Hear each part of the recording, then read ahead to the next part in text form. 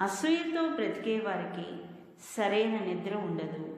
అహంకారంతో బ్రతికే వారికి సరైన మిత్రులు ఉండరు. అనుమానంతో బ్రతికే వారికి సరైన జీవితమే ఉండదు. జీవితంలో ఉన్నత స్థాయికి ఎదిగే వరకు చెవులను మూసుకో, ఎదిగిన తర్వాత నోటిని మూసుకో. బానిసత్వానికి అలవాటు పడ్డవాడు తన బలాన్ని ఎప్పుడూ గుర్తించలేడు. తుమ్మ చెట్టు ఎంత ఎత్తు ఎదిగినా తులసి చెట్టునే పూజిస్తాం. అలాగే చెడ్డవాడు ఎంత గొప్పవాడు అయినా గొప్ప మనసున్న మంచివారినే గౌరవిస్తాం. నీ విజయానికి అడ్డుపడేది నీలోని ప్రతికూల ఆలోచనలే. క్రింద పడ్డామని ప్రయత్నం ఆపితే చేసే పనులు ఎప్పటికీ విజయం సాధించలేవు. గెలిచినప్పుడు పొంగిపోకుండా, ఓడినప్పుడు కృంగిపోకుండా ఉండు. సంతోషం నీ సొంతం అవుతుంది. గోళ్ళు పెరిగినప్పుడు గోళ్ళను కత్తిరిస్తాం, అంతేకాని వేళ్లను కత్తిరించాం. అలాగే మనస్పర్ధలు వచ్చినప్పుడు కోపతాపాలని కత్తిరించాలి, కానీ బంధాన్ని కాదు. గతం గురించి ఆలోచించి భవిష్యత్తును పాడు చేసుకోవడం మూర్ఖుల లక్షణం. నువ్వు సమర్థుడివి అయితే నిన్ను ఎవరూ ఆపలేరు. నువ్వు అసమర్థుడివి అయితే నువ్వు ఎక్కడికి వెళ్ళినా వేస్టే. ఏదైనా పని మొదలు పెడితే మధ్యలో ఆపవద్దు. ఫలితం గురించి ఆలోచించకుండా పని పూర్తి చేయడమే మనిషి పని. బాధ వేరొకరిది అయినప్పుడు ఓదార్చడం చాలా తేలికగా ఉంటుంది. అదే బాధ మనది అయినప్పుడు ఓర్చుకోవడం చాలా కష్టంగా ఉంటుంది. విజయమే సర్వస్వం కాదు, పరాజయమే అంతం కాదు. ఏది జరిగినా మన ప్రయత్నాన్ని కొనసాగించే ధైర్యమే జీవితం. చుట్టూ అందరూ ఉన్నారు కదా అని ధీమాగా ఉండకు. నీకు కష్టం వచ్చిందంటే అందరూ చెదిరిపోతారు. అర్థం చేసుకునే వాళ్లకు వివరించాల్సిన అవసరం లేదు. అన్నిటికీ విమర్శించే వాళ్ళను పట్టించుకోవాల్సిన అవసరం లేదు. మంచి వెనుక ఎవరు వెళ్ళరు, చెడు వెనకాలే అందరూ పెరగడతారు. ఉదాహరణకి మద్యం అమ్మేవాడు ఎక్కడికి వెళ్ళడు, కానీ పాలు అమ్ముకునేవాడు కొనేవాళ్ళు ఎక్కడ ఉంటారో అక్కడికి వెళ్తాడు. వ్యక్తి మరీ నిజాయితీగా ఉండకూడదు.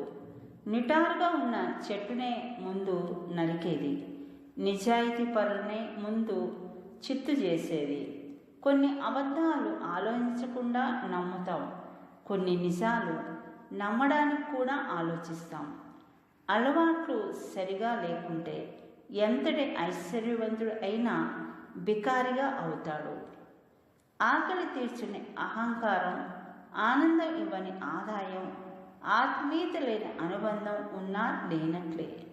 అపార్థం చేసుకునే దానిలో 10వ వంతును అర్థం చేసుకోవడానికి ఉపయోగిస్తే ఎన్నో సమస్యలు మటుమాయం అవుతాయి. పరిస్థితులు చూసేవారికి ఒకలాగా, అనుభవించేవారికి ఒకలాగా కనిపిస్తాయి.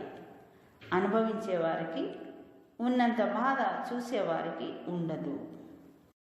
గెలుస్తా అనే నమ్మకాన్ని మోసుకుంటూ వెళ్ళేవాడికి దూరం ఎంత అయినా పెద్ద భారం అనిపించదు. కోపంతో అనే ప్రతి మాట నిప్పుతో సమానం. నిప్పు విసిరేలోపు నీ చేతినే కాల్చగలదు.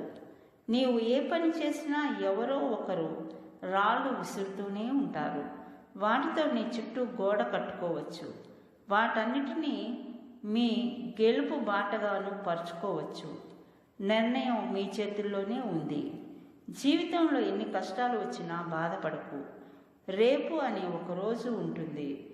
రేపటి కోసం వేచి చూడు. ఉన్న దానితో సరిపెట్టుకుంటే ప్రతి చోట స్వర్గమే కనపడుతుంది.